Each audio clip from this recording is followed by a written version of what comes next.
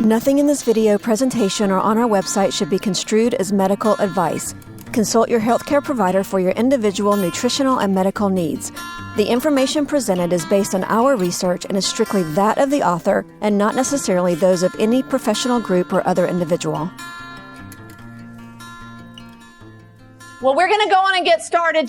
I'll just kind of introduce myself while people are still coming in. Again, I'm Sue Becker, the Bread Beckers, Woodstock, Georgia.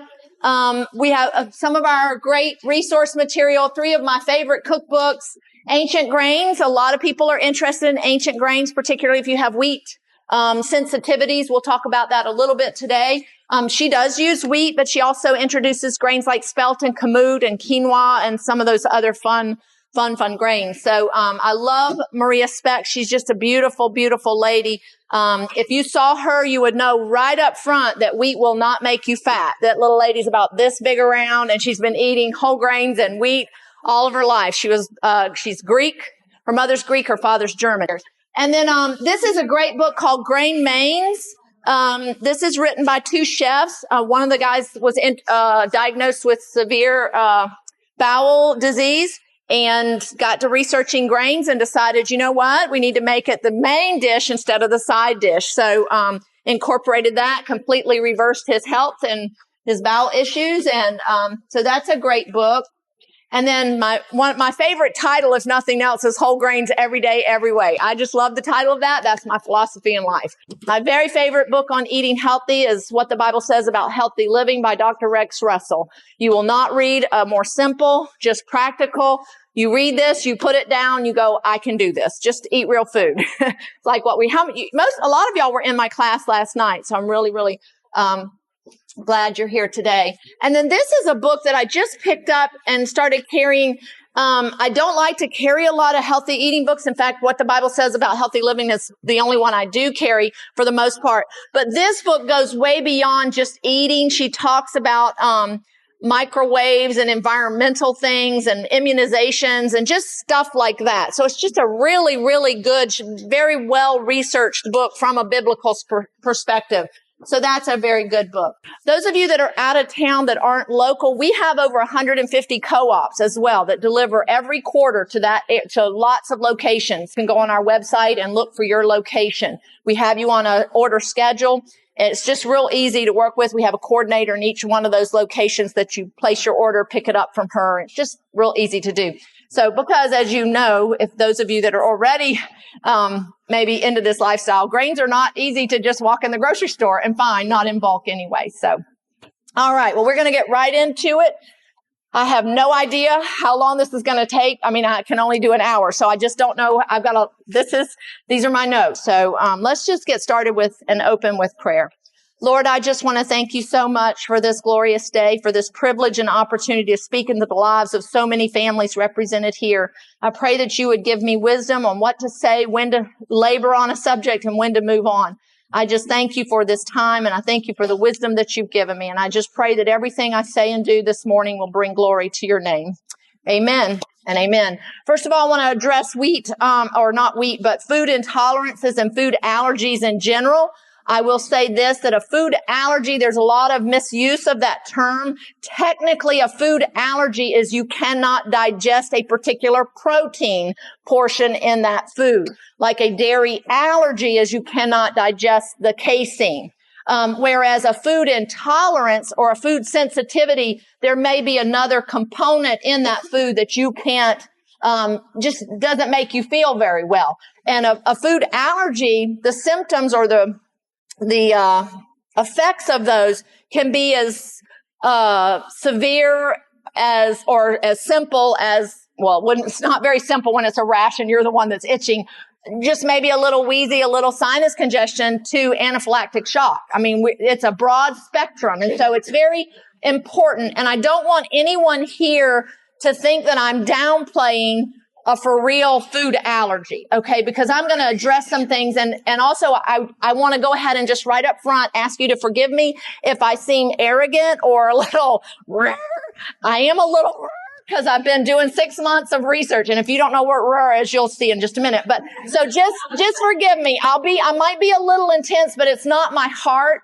My heart is breaking over what I see happening in this country to so many people. I see fear, I see chaos, and I see a lot of misinformation. So I just want you to know that's where I'm coming from, okay? I want to help you in this journey of changing the life of your family to eating healthy. So food sensitivities, let me go back, such as a lactose, we say intolerance. It's not a lactose allergy, it's an intolerance. You can't digest the sugar that's in milk. So like someone with a milk allergy, a dairy allergy, can't eat any dairy because the protein is always there. Whereas someone with a lactose intolerance or a lactose sensitivity, they can eat yogurt because the bacteria that culture the yogurt break down that sugar and already digest that. So does that make sense to you and help you understand those terms? So if you get diagnosed with an allergy, we can probably take it down. I'm not sure if I'm going to use it, but we'll just won't. Don't worry about it. So now I want to talk for a minute about celiac disease.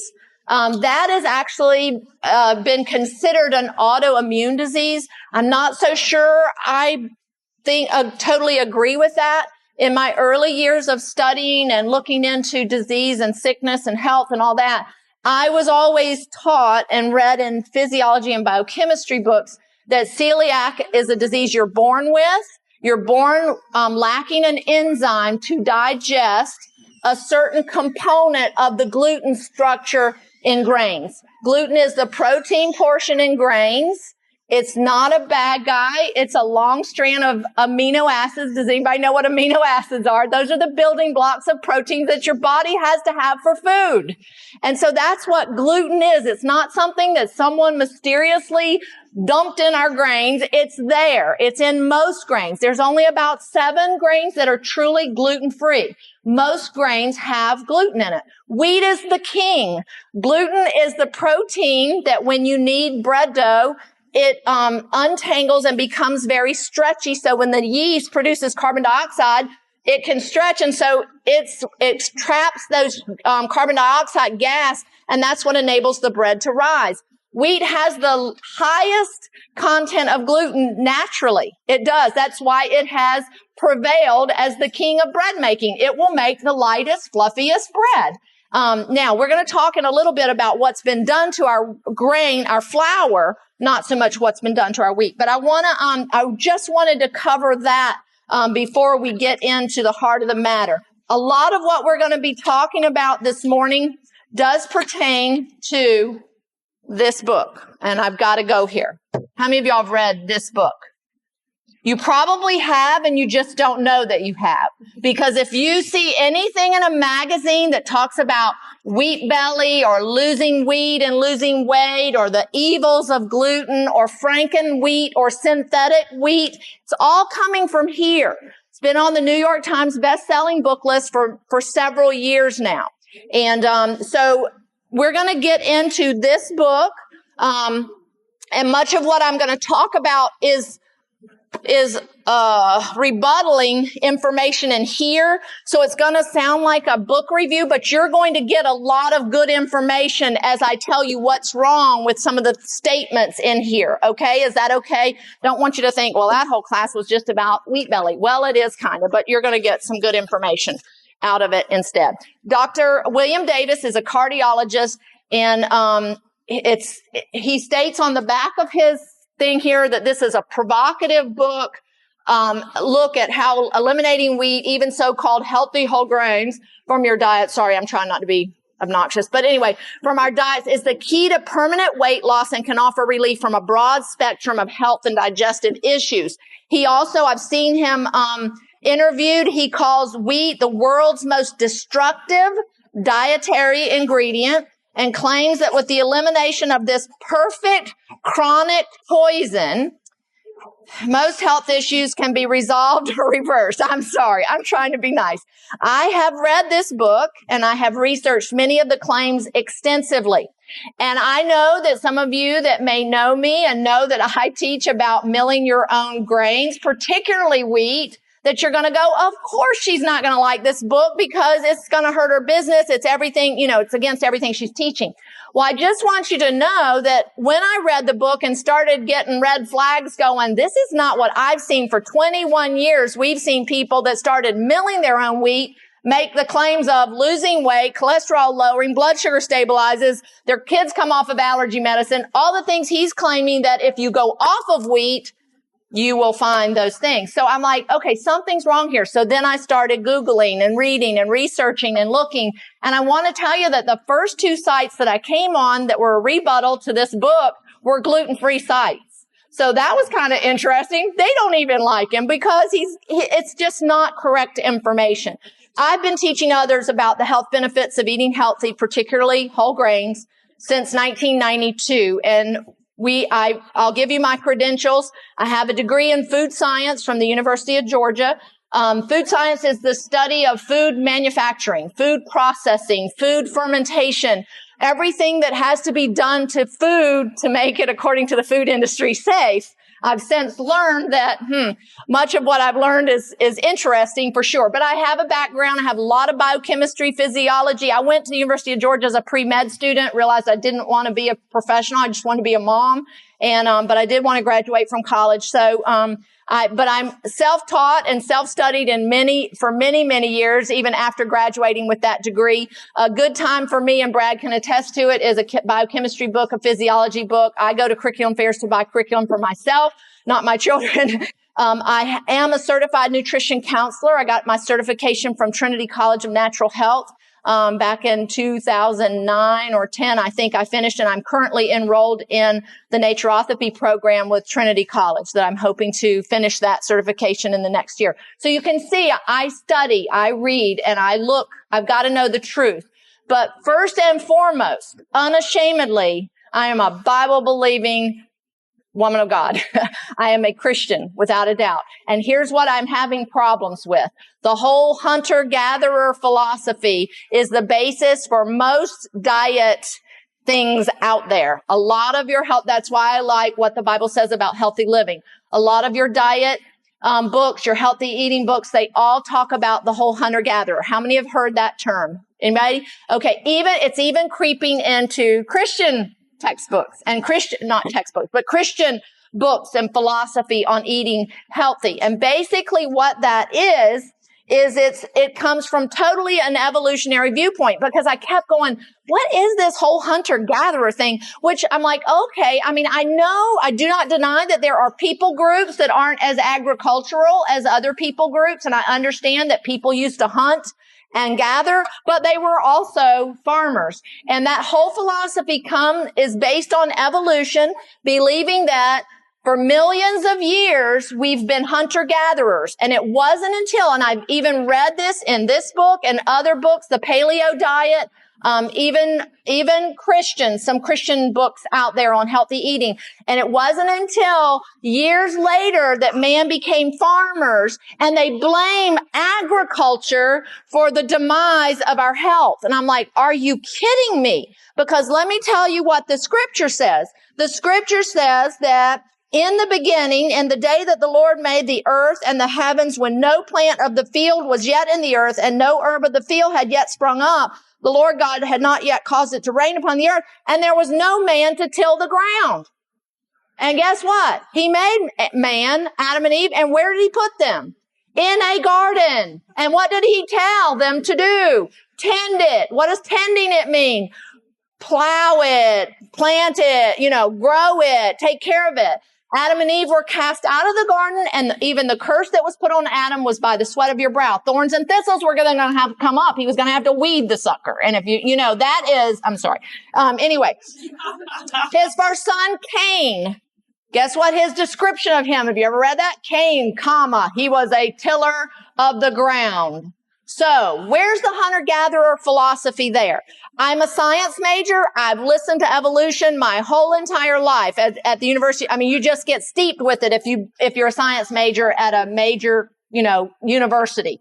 And I remember I was married. I was an adult. I remember I was reading my Bible one day, and I sat there and I went, this is something about Neanderthal man and Stone Age man and fire being, but doesn't line up with scripture. And I remember the day that it was a revelation to me and figuring that out.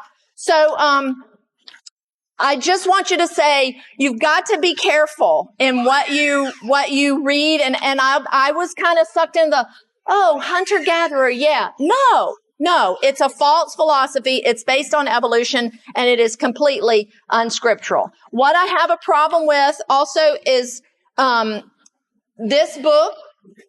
A lot of the statements that he makes are based on, whole grains and not differentiating between what's in the grocery store and real whole grains. Let's just jump right to the crux of the matter here. Let me find my notes. The first thing that I have a problem with is Dr. Davis, and you'll see in your paper here that in bold is either direct quotes or implications from the book. I'm going to jump right to the crux of the matter. And I bet you money y'all have all heard this. Dr. Davis mingles the term genetic modification, hybridization, human modification throughout his discussion of modern wheat. The concerned reader and most of what you see out there talks about the new modern wheat and what they've done to it. They've genetically modified it. You would not believe people tell me, oh, yes, it is. It's genetically modified. I challenge you, call a wheat farmer. There is no genetically modified, commercially grown wheat in this country. It has not been approved to be genetically modified. It is not there. Despite the implications in this book, the new modern dwarf wheat that was developed in 1960 and accepted worldwide in 1980 was developed by crossbreeding, where you take a parent and you breed it to this child or this plant. You breed it, you take the outcome, and then you breed it back to the parent, back to the parent, back to the parent until you get the things that you like. It was developed by a scientist to go into countries that have poor soil conditions, poor growing conditions, mountainous areas, particularly Mexico. And why they bred this, and it was done by traditional breeding methods that have been done forever and ever, traditional breeding methods to put the energy into producing seed instead of a great big plant. They were also having problems with the taller amber waves of grain when those wheat heads would produce and more productively and have a lot more wheat there. The heads then were so heavy that it would fall over and then the heads would lay in the ground and rot. So they eventually bred it to a Japanese dwarf wheat that made a smaller plant that was bushier and hardier and then would produce more wheat, more grain. And so, it's wheat to wheat. Genetic modification is not plant to plant. A lot of times they will splice in something, a lot of times from an organism to make the crop Roundup ready or to make the crop, be something, whatever. And that is unscriptural. I want you to understand, I am absolutely against genetic modification of our food. Absolutely against it. But what you must also understand here is be wise, do not cave to fear, and do your homework.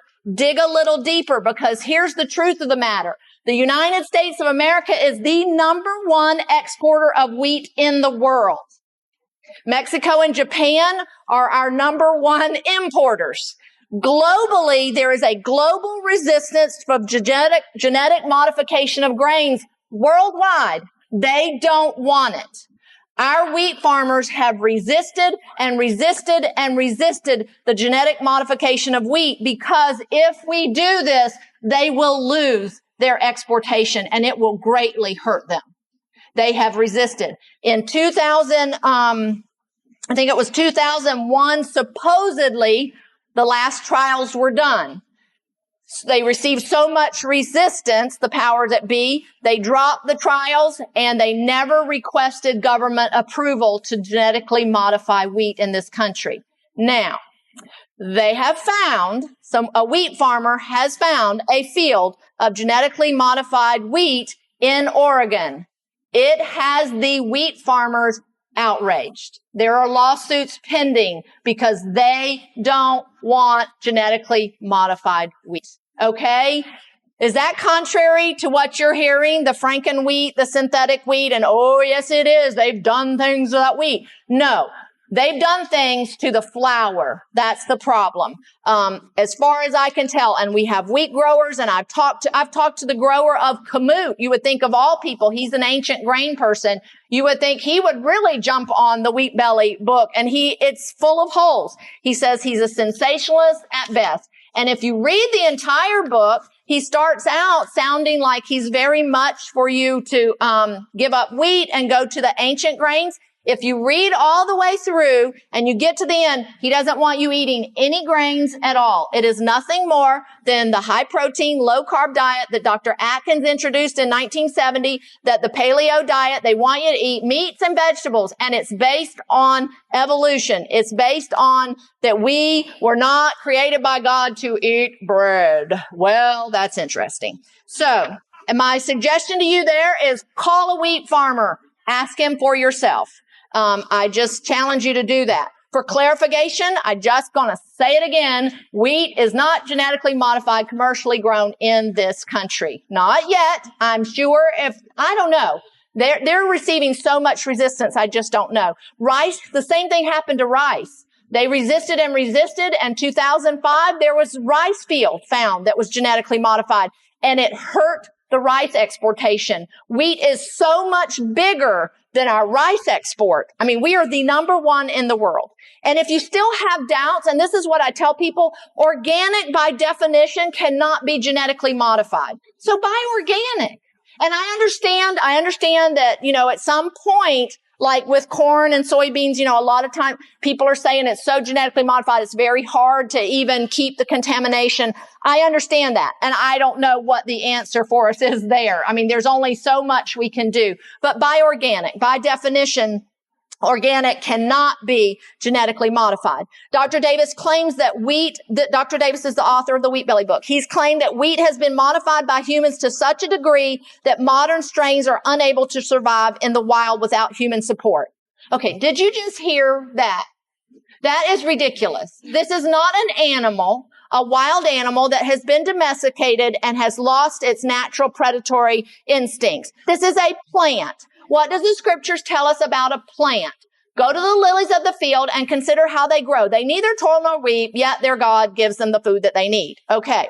So I asked a wheat farmer, I said, okay, is this true? What does this mean? He said, okay, here's the deal. The modern dwarf wheat was bred to be a high yielding plant, to put the energy to producing seed instead of a big bush. How many of y'all are flower gardeners?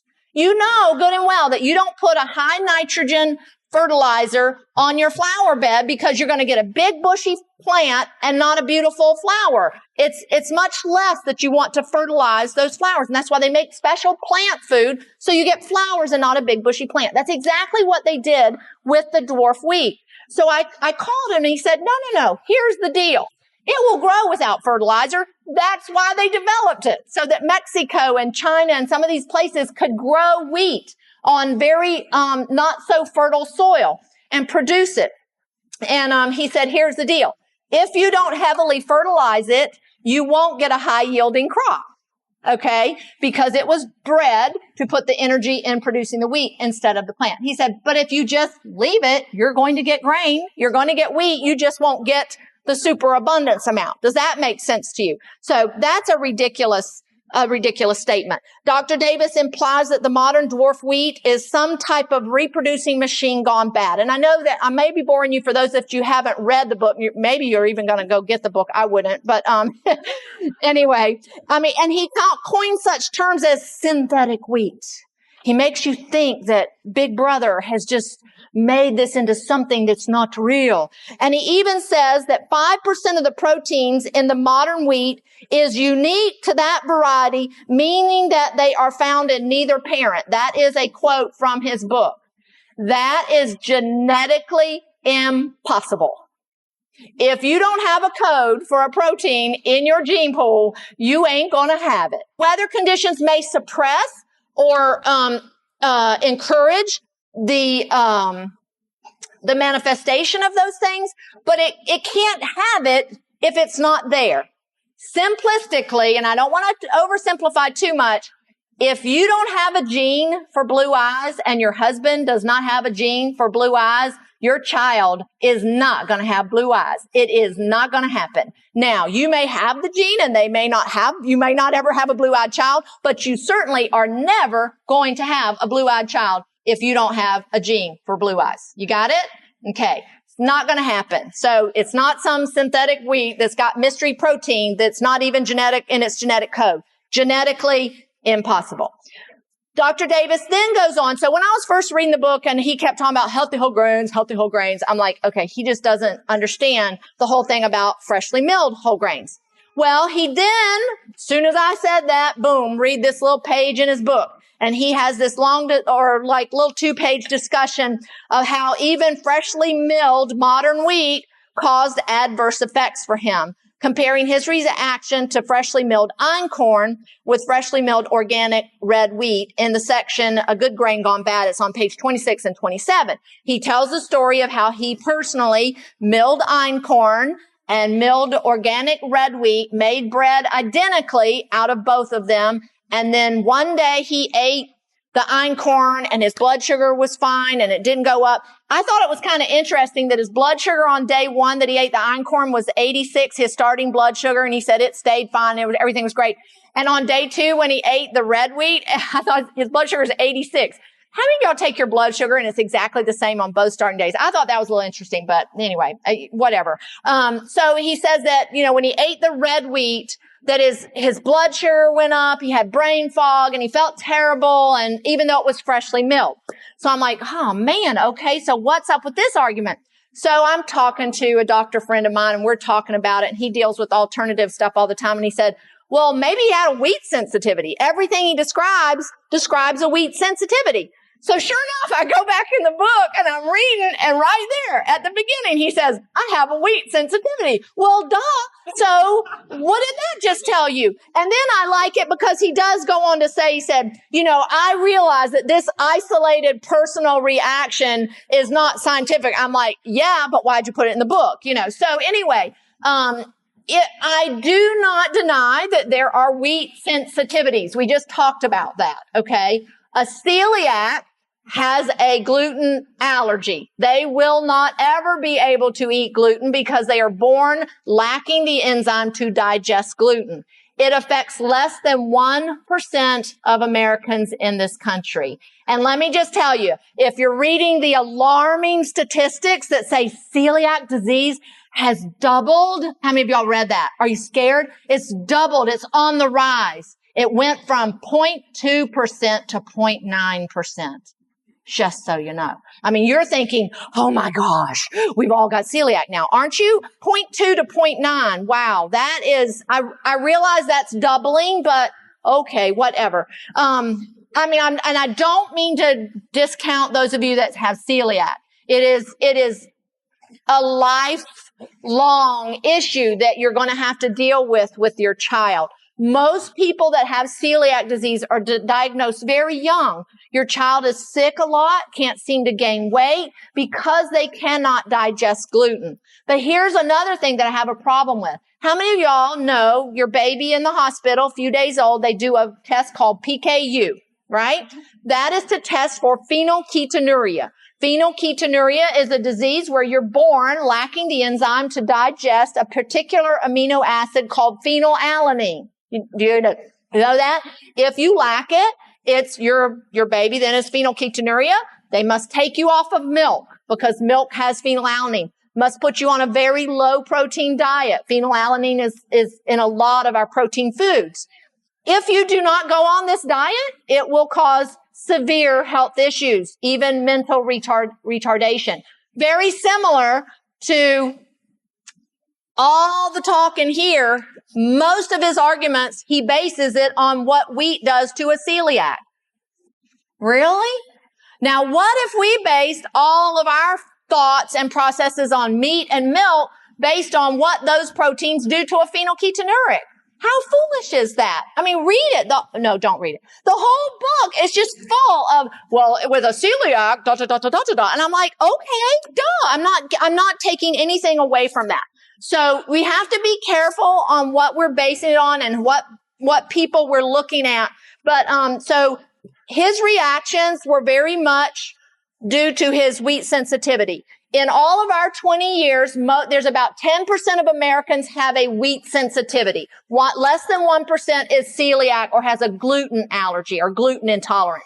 But a wheat sensitivity could be to other things besides the gluten. Like I said, gluten is a naturally occurring protein. But here's what, I do have a problem with eating straight gluten. And white bread, Wonder Bread, and the bread that's out there on the market is pretty much gluten and starch, which we'll get to that in just a minute. But, so just understand that, about 10% of Americans have wheat sensitivity. Most of those can tolerate spelt, kamut, einkorn, emmer, rye, oats, some of the lower gluten grains. But it doesn't mean that this is some Franken wheat that's gone bad. It just doesn't mean that. I also, let me say something here about sensitivities. I have been teaching for 20 years the importance of reestablishing your gut organisms. You gotta get those gut organisms reestablished. I cannot tell you how many people come to me over the years for nutritional counseling that all of a sudden they go, I've been doing this for years, or I've been doing this, and now all of a sudden I have all these allergies. And I'm like, really? When we dig, it goes back to a time they had some type of infection and they went on extensive antibiotic treatment. And now all of a sudden they're allergic to everything. I'm telling you, gut bacteria is a huge player in your food intolerances and your food sensitivities. You've got to get it reestablished. And if you are having sensitivities, it could just be a digestion issue. It could be get that gut bacteria reestablished to clean up the undigested food and to get the health of your colon and your bowels in good shape. It's very, very, very important. And what started, kind of instigated me to looking into this more thoroughly was that we sell a probiotic. It's the best probiotic supplement I've seen. It's not just the dried, dehydrated organisms, but it is the whole food that they're grown on. And it's gluten-free if you're just into that. But anyway, and it's dairy-free, which that's important because those gut organisms are very prolific and very common, naturally occurring in milk and dairy. It's what raw milk is so good for you. So it's very hard to find a good probiotic that's dairy-free and gluten-free and all these things if you truly have those sensitivities.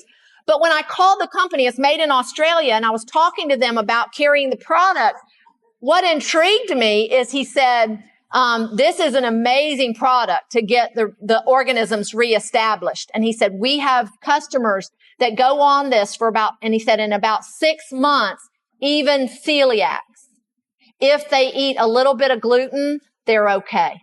What does that tell you? Now, they will never be able to just eat gluten all the time. But anybody here celiac, you know that if you get a hold of a cracker at a party and it's got gluten in it, you just one little bite can really, really affect you. But he said they were finding that it didn't just set them back, that they could tolerate small amounts of it.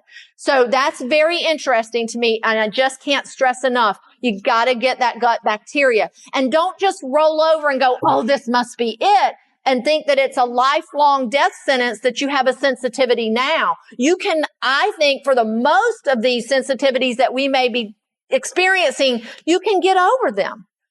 You can get over them. Some you can't and some you won't. My granddaughter has a milk allergy. She will always probably have a milk allergy. But, so these are things that you need to look for. But I really, really believe there's a strong correlation in so much of what we're seeing and the use of antibiotics, the heavy use of antibiotics that kills all that good organisms, bleeding bowels. I mean, that's upsetting that whole system. You got to get it healthy. 2 ways to get it healthy. Get it clean. 1 good bowel movement every day is the absolute minimum. and get it reestablished. Get that good gut bacteria back in there, okay?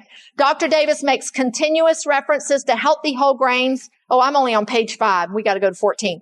Dr. Davis makes continuous references to healthy whole grains, claiming they are no healthier than the white flour counterparts. He claims that his patients feel better and lose weight when they give up their healthy whole grains and waffles and bagels for breakfast and replace them with a 3-egg omelet. That is hilarious to me. There's no comparison to a 3-egg omelet and a carbohydrate breakfast. There's no comparison. Some people are going to do well on a 3-egg omelet and some people are going to do better on carbohydrates, but always the carbohydrates have to be real. We have different makeup. My very best friend is red hair and freckles and tall and skinny. And when my kids were all young and we used to eat, eggs and grits and toast and muffins and some kind of breakfast meat, she was like, if I ate like that, I would be asleep by, 30 minutes afterwards. She's the nuts and berries kind of person, and yet I'm that meat and eggs and cheese and I love it. And that's what keeps me going. Real whole grains as well. So we have to be careful. That's a silly analogy, but here's the deal. There's no such thing as healthy whole grains in the regular grocery store. Okay. I don't care what it's labeled or what it looks like. Here you go. And I brought this bread. I saw it sitting on the shelf in my warehouse. I bought this June the 1st. Oh, yeah. Just so you know, to take as a visual aid to a conference where I was the speaker. There is no mold. June the 1st. It's not been in the freezer. It's been sitting it's very squishy, very lovely. Yes. I don't know about the Ezekiel bread. I'm talking about the conventional commercially milled flour. The Ezekiel bread, the one company that sprouts their breads and grains, there's a place for that, but I find it's not very cleansing. It doesn't give you the fiber that you need. So that's my concern there. But here's what you must understand. I'm talking the regular grocery store. There's really no such thing as healthy whole grains, because what you must realize in the late 1800s, when those steel rolling mills that were invented that would sift the bran and germ away and produce massive volumes of white flour, and white flour came on the scene for the first time in the history of mankind, white flour, white bread became food for the masses. Rich and poor alike now had the diet of the royalty, because it used to be only kings, only wealthy could have white flour. But with those invention of those steel rolling mills, white flour came on the scene. 3 diseases became epidemic. Beriberi, pellagra, and iron deficiency caused them to enrich the flour, put the 3 B vitamins and iron back in. Problem solved. Displaced the local millers. They went out of business. When those steel rolling mills came on the scene, that is universally how commercially milled flour now is done. All commercially milled flour is milled on those steel rolling mills. They do not have grain mills commercially that make whole grain flour. So how do we get whole grain flour? Well, they recombine those components. And just so you know, whole wheat is not a legal term, has no legal specifications to be labeled whole wheat. And what they do to make whole wheat, they've removed, so here's your white flour. They've removed all the bran and all the germ and all the oils that naturally occur in that flour that would make it spoil. To make whole wheat, they only put back some of the bran. Absolutely none of the germ and none of the oil. So that bag of whole wheat flour that you're buying in the grocery store, junk. Why you get a gritty, nasty tasting loaf of bread or a muffin? Have you ever tried to make muffin with that stuff and it feels like grit and sand and you have to put white flour in it? That's why. All the oil's been removed. All the wheat germ has been removed. It's only got some of the bran in. So that's whole wheat. And really, honestly, doesn't matter what they have in it. I've seen some bread labeled whole wheat and you read the label and it's enriched flour with caramel coloring and or they'll leave off the whole part and they'll put wheat bread. What does that mean? Iron Wonder Kids bread, is wheat bread. But you read, because of the brown color, you put a word in there. We do it. I do it. I do the same thing. So, okay, whole grains come on the scene commercially about 10 years ago. All of a sudden, government studies show whole grains reduce the risk of cancer, heart disease, diabetes, right? So now the food manufacturers are scrambling because everybody wants whole grain now. So our government entities that be, the powers that be, had to come up with a legal specification for what they could label whole grain. Okay? Aren't you glad that they're taking care of us that way? So we'll know what we're getting. Well, here's the deal. Commercially milled flour is all made white flour, bran and germ oil. So now how do we make whole grain? Well, they came up with a legal specification of how much bran and germ has to be added back to the white flour to make whole grain. Okay? Let's just give them the benefit of the doubt and say they got the ratio absolutely correct of white flour to bran and germ. Okay? Here's the deal. Gluten. The naturally occurring protein in wheat can actually, through a process, be totally extracted from the white flour. White flour is gluten and starch. It actually is done in the seed, I think, through a washing process. You can actually do it at home. There's books out there that show you how to get the gluten out, and you actually make meat substitutes out of gluten. And people have been making that and eating it as a, anyway.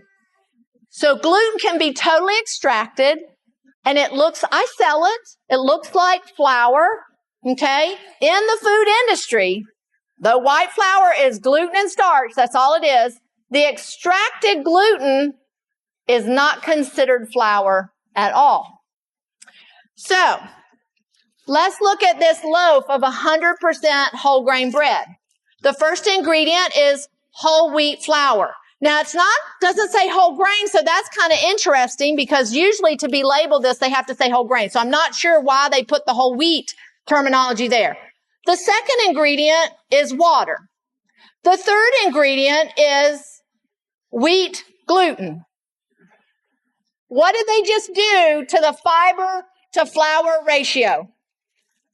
And let me just tell you, gluten all by itself, just like meat, all by itself is constipating, debilitating, and causes issues.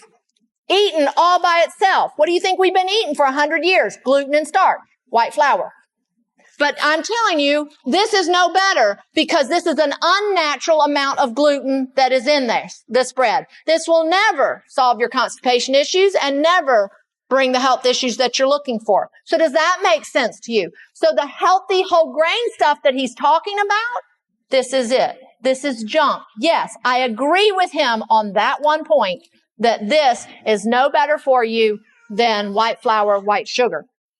Okay? So, it's not the same as milling yourself. Which, moving on, he makes, so we've done the whole gluten thing. Gluten is not a bad guy. I just cannot stress that enough. Just like cholesterol is not a bad guy that naturally occurs in nuts, seeds, eggs. It's there for a reason. It's a vital nutrient needed by your body. Let me just go on to say this. Gluten and the protein of wheat. Wheat is actually considered a very good protein source, particularly for adults. It only lacks one essential amino acid, and that's lysine. You add meat, milk, or eggs, and you'll get your lysine. And so then it makes it even a good protein source for children. Glutamine is an amino acid that the richest food source, the most prominent food source is, what do you think? Wheat gluten. Okay? Let me just tell you what glutamine does in your body. It is considered brain food. It crosses the blood-brain barrier because it's needed by your brain. Like about 90% of the weight of your brain is protein, and about half of that is glutamine, glutamic acid. So he makes all these statements that wheat is like this drug that crosses the blood-brain barrier. Well, it's because it has nutrients in it that do that. And they're done scientific studies where they've used isolated glutamine to treat mental retardation, to improve people's IQs. And actually there's research being done now to use it to treat alcoholism. They find that it lowers the cravings for alcohol. Glutamine is a necessary nutrient needed by your brain. It's not a bad guy. and it actually sends signals to your brain telling you you're okay. So maybe this is the euphoria that he's talking about it being a stimulant and all this crazy, weird, hokey stuff. Anyway, another thing that I want to encourage you is when a book or an article cites a scientific study, we have the world at our fingertips now. Google it. Read it for yourself. Every one of the scientific studies that he cited that I read, he misrepresented the facts, did not even state them clearly. The study he cites where he read this study where they took 215, he says, obese celiac patients, and it says that they lost, these obese celiac patients showed 27.5 pounds of weight loss in the first 6 months of a wheat-free diet. First of all, was that an average? Was that a per person? What was that? That's a weird statement. That doesn't even make any sense. So you got to be careful. At first reading, you go, weight loss, No, if you read the study, it was not 215 obese celiac patients. It was 215 celiac patients. And of them, if you read the scientific study, blah, blah, blah, blah, the percentages, and you do the math of how many had a body mass index of over 30, it is 5 to 6. Okay, that got my dander up. So then I started reading that 91 patients actually gained weight. A celiac is usually wanting to gain weight. They're usually very sickly. So they go on a gluten-free diet and all of a sudden their gut heals and they start absorbing nutrients. So do you see what I'm saying? Be very careful. If you read it, actually the same percentages of male and female lost weight and gained weight on this gluten-free diet. You just Google it. Just Google it. Find it. Type it in. Go to look at the little footnote and find it and go read it. I mean, read it for yourself. It's absolutely amazing. The big one, I tell you what, I finally had to stop writing this paper. My employees have been after me. When are you going to get it done? And every time I would go back to the book and read another study, it would just be more. And I finally had to go, I'm sick of this. I'm sick of the subject. 14 pages. I didn't even hit all of them. And there's other pages out there that they talk about ones that I don't even talk about. The other big one, he correlates, where they did this study with celiac disease and dementia. And he even goes, one of them died, or 9 of them died because of dementia-related problems. And he goes, see, fatal dementia from wheat. He says that. That's what he says. Oh my gosh. I went back to the book, 30 years of going through records to find people with celiac disease and dementia at the Mayo Clinic. They found 13. 30 years.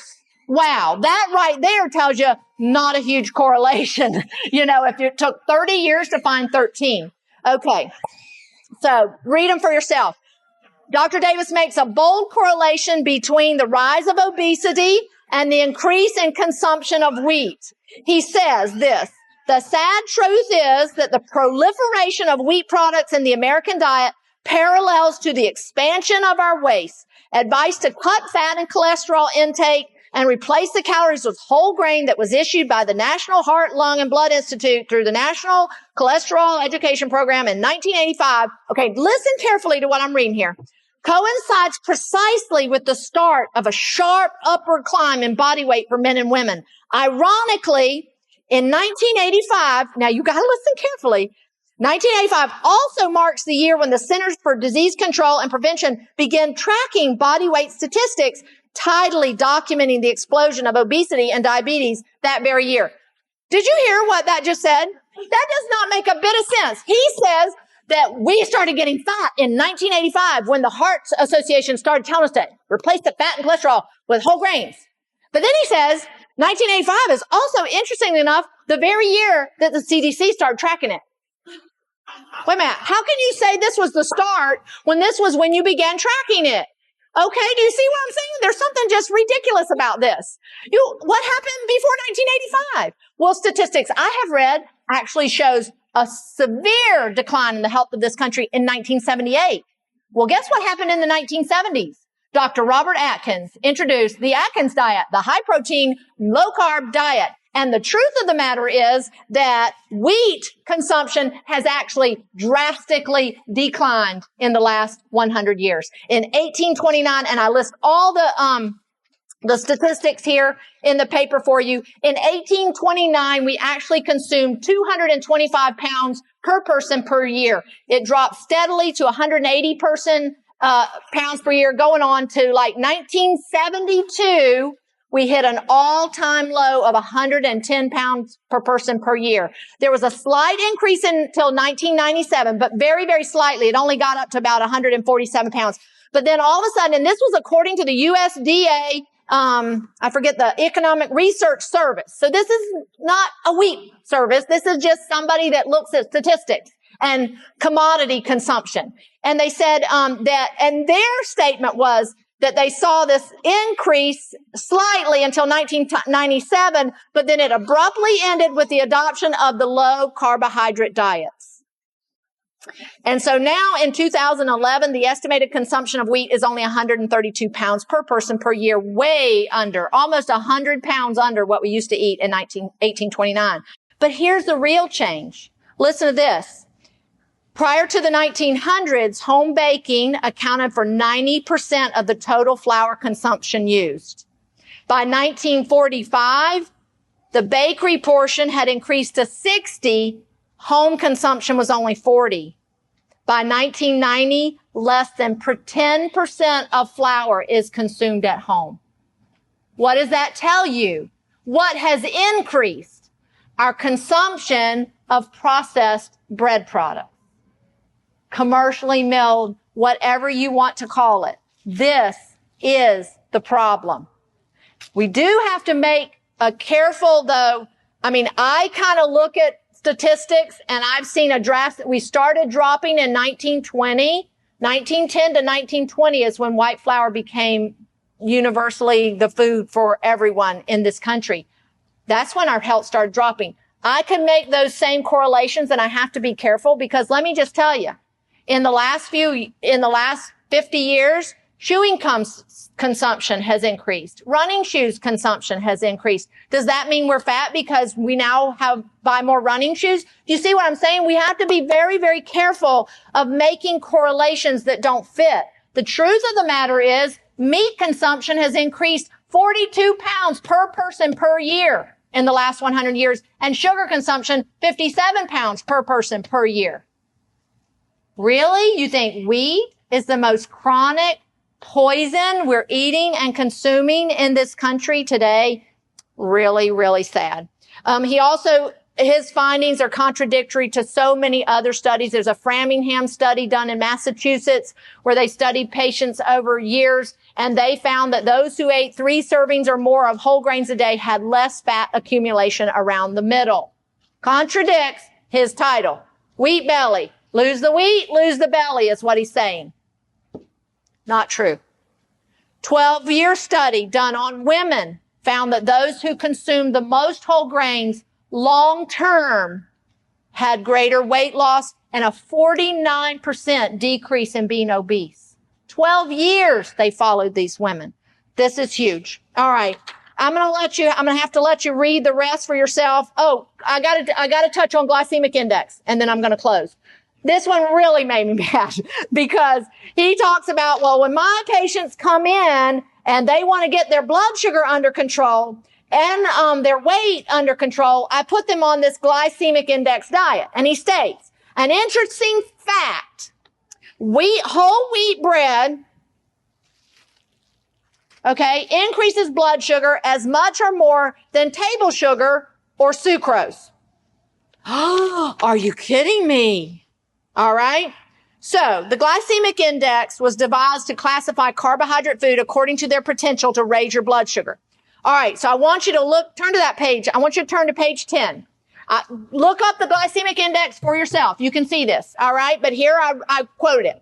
White wheat flour bread, white bread, glycemic index of 71. Not great. Okay. Wonder bread, glycemic index of 73. Oh, here's the killer. Whole wheat bread, glycemic index of 71. Okay, that looks like what he's saying is correct, right? But what did I just tell you about whole wheat bread? It's not what you think it is.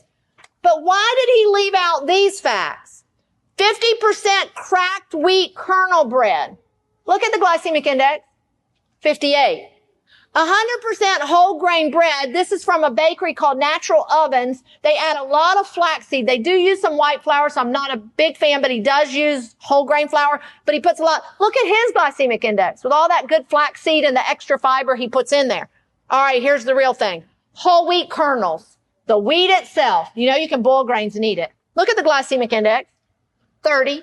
Why did he not put that in there? So if wheat is the deadly killer that's going to raise your glycemic index or raise your blood sugar terribly, why did he omit that? Got a real problem there. Yet he finds fault with the China study for omitting wheat in the China study. Where was the study done? China. They don't eat wheat. They eat rice. So he has a problem and debunks the whole China study, which I'm not a big fan of the China study either. You know why he debunks the China study? Because they don't want you to eat meat. They want you to eat vegetables. Well, his whole diet is eating meat. Okay. Fiber fills you up. Bread will not make you fat. That is a myth. And I hope I'm a myth buster today. Here's what I'm going to tell you. I am very concerned about the anti-grain propaganda that is being perpetuated in this country consistently over and over. It just keeps resurfacing.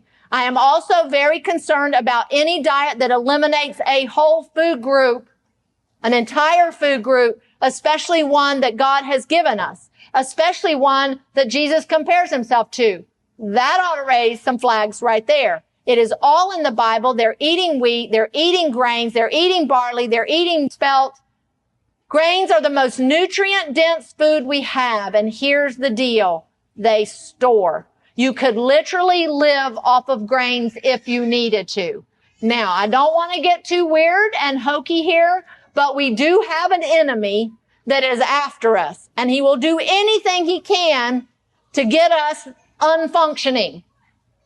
All right? So, 100 years ago, somebody came up with an idea to mess up the most nutrient-dense food we have, and white flour now has been on the market for 100 years.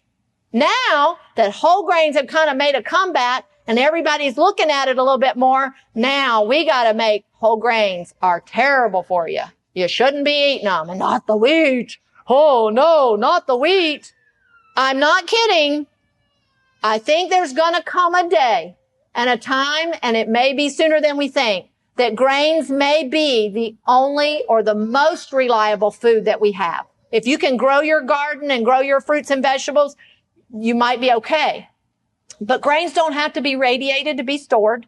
They don't have to be picked early and ripened in the bucket. You harvest it when it's ready, and then you can store it. 10 years, 100 years, 4,000 years. They found grain, kernels of grain, 4,000 years old. They planted them. They grew. I'm not kidding you. I think there's a conspiracy. I think there's a rat behind this whole mess and propaganda. And I just warn you, I think it's to get us unhealthy. 100 years of eating white flour has us constipated, obese, heart disease, cancer. God says in his word, I gave man bread to strengthen and nourish the heart. Why is heart disease number one? I'm really concerned. And now to get God's people unprepared. There's going to come a day where we need to be prepared. God told Joseph to store grain for a reason. Isaiah 55 verse 2 says this, why do you spend your money for that which is not bread and your earnings for what does not satisfy? Exodus 23 verse 25 says this, I will bless your bread, I will bless your water, and I will take sickness from the midst of you. Deuteronomy 24 verse 6 says, do not take a man's upper millstone as a pledge, for you would be taking his life as a pledge. You tell me, what does God think about whole grain and real bread?